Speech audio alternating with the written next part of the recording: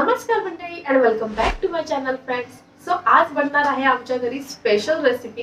तीच मी तुमच्यासोबत आज शेअर करणार आहे, कारण आज आमच्याकडे बेत आहे आंबोळ्यांचा.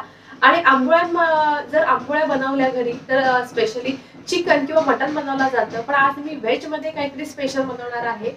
आणि ते स्पेशल काय असणार आहे ते म्हणजे ओल्या काजूची भाजी किंवा उसळ म्हणू शकता.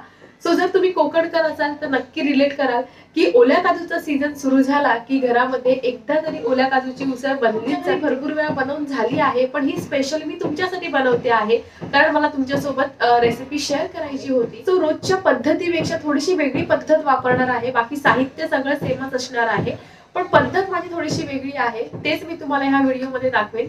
चला तर व्हिडिओला सुरुवात करू. तर ही बघा, मुद्रा सुद्धा आंबोळी खाते आहे. तिची सुद्धा फेवरेट आहे. सो मी जोपर्यंत मुद्रा तिचं ब्रेकफास्ट करते आहे तोपर्यंत मी जे वाटण आहे ते बनवून घेते. सो काजूचे वाटण जे आहे ते बनवण्याआधी सगळ्यात पहिल्यांदा हे जे ओले काजू आहेत ते मी भिजत घालून ठेवलेले आहेत. त्याचं कारण म्हणजे आपलं वाटण होईपर्यंत हे काजू जे आहेत ते पाण्यात भिजतील आणि त्याची सालं इझिली आपण काढू शकतो. सो सध्या मी थंड पाण्यातच भिजत घातलेले आहेत, पण घाई असेल तर आपण गरम पाण्यामध्ये सुद्धा भिजत घालू शकतो. सो मी हे भिजत घालून बाजूला ठेवते आणि वाटणची तयारी करते.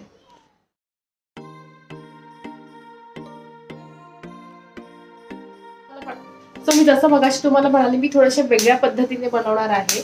सो रोजचं जे वाटण असतं ते आपण तव्यावर किंवा कढईमध्ये भाजतो, पण ह्यावेळी जे वाटण हे जे कांदा, टोमॅटो, हिरवी मिरची आहे ते मी असं थोडंसं ग्रिल करून घेणार आहे, म्हणजे थोडंसं स्मोकी फ्लेवर येईल. आणि जे काळं वाटण असतं ते मला हवंय, त्यामुळे मी अशा पद्धतीने हे भाजून घेणार आहे. आणि बाकी आपलं सुकं खोबरं आहे, त्यानंतर कोथिंबीर आहे. सो मी वाटणामध्ये काय काय घालते ते तुम्हाला पुढे दाखवेनच. सो हे पहिल्यांदा भाजू दे आणि मग आपण पुढची स्टेप करू. बघा, मस्त टोमॅटो वगैरे छान खरपूस भाजलेला आहे. आता हे सगळं मी वाटून घेते. बघा, वाटण जे आहे ते आता मी लावून घेते. तर ह्या वाटणामध्ये मी काय काय घातलंय, सो इथे मी मूठभर म्हणजे भरपूर सारी कोथिंबीर घातली आहे. त्यानंतर हे आहे सुकं खोबरं, त्यानंतर जे भाजून घेतलेला कांदा, टोमॅटो आणि हिरवी मिरची आहे ती घातलेली आहे. आता हे सगळं मी वाटून घेणार आहे. आणि आलं लसूणची पेस्ट ऑलरेडी माझ्याकडे असल्यामुळे मी ती वेगळी भाजलेली नाही आहे, त्यामुळे मी आलं लसूण ह्याच्यामध्ये ऍड करत नाहीये. आता ह्याचं वाटण बनवून घेते. हे बघा, जे वाटण मी वाटलेलं ते आता मी कढईमध्ये तेल गरम केल्यावर त्याच्यामध्ये आतमध्ये ओतलंय. त्याच्यासोबतच मी हा मालवणी मसाला, आलं लसूणची पेस्ट, थोडंसं हिंग, हळद, त्यानंतर थोडंसं मी गूळ टाकला आहे आणि हा आहे गरम मसाला. आता हा मसाला जो आहे तो आपल्याला व्यवस्थित भाजून घ्यायचा आहे, म्हणजे ह्याला तेल सुटेल एवढा आपल्याला तो भाजून घ्यायचा आहे. आणि त्यानंतर ह्याच्यामध्ये मी जेवढं मला पाणी हवं तेवढं आणि काजू जे आहे सोललेले ते ऍड करणार आहे. पहिल्यांदा हा जो मसाला आहे तो मी रेडी करून घेते. सो हे बघा, ग्रेव्ही आपली रेडी होत आहे, छान सुकून जात आहे, म्हणजे बाजूला तेल जे आहे ते सुटतंय. सो आता मी याच्यामध्ये पाणी ऍड करणार आणि काजू ऍड करणार. मस्त काळा मसाला रेडी झालेला आहे, पूर्ण सुकलेला आहे. आता मी ह्याच्यामध्ये हे सोललेले काजू आहेत ते ऍड करणार आहे आणि त्यानंतर 2 मिनिटं परतवणार आणि मग ह्याच्यामध्ये पाणी घालून छान उकळी काढून घेणार आहे, म्हणजे काजू पण शिजतील आणि त्याचबरोबर हे वाटण पण शिजेल.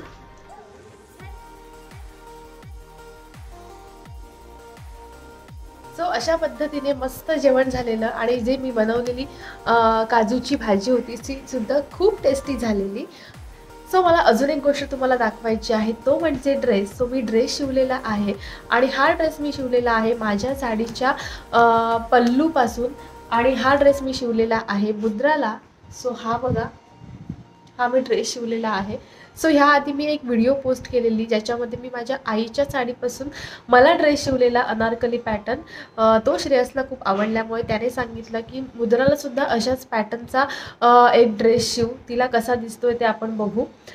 सो मी हा ड्रेस शिवलेला आहे आणि हा ड्रेस माझी जी साडी आहे त्याचा फक्त पल्लू जो आहे त्यापासून शिवलेला आहे आणि खूप सुंदर तिला झालेला आहे हा ड्रेस. सो आम्ही जेव्हा घालून तेव्हा आम्ही तुम्हाला दाखवूच, पण ह्याचा मी पूर्ण लुक तुम्हाला एकदा दाखवते. सो हा बघा, फक्त ह्याला आता इस्त्री करायचं बाकी आहे, बाकी हा ड्रेस पूर्ण रेडी झालेला आहे. असा ह्याचा अनारकली पॅटर्न आहे. सो मला पहिल्यांदा ट्रायलसाठी म्हणून शिवायचा होता, म्हणून मी जास्त चांगलं कापड घेतलं नाही. साडीचा जो पल्लू आहे त्याचा शिवला आहे. सो ह्याला एकदा इस्त्री केल्यानंतर हा थोडासा चांगला दिसेल.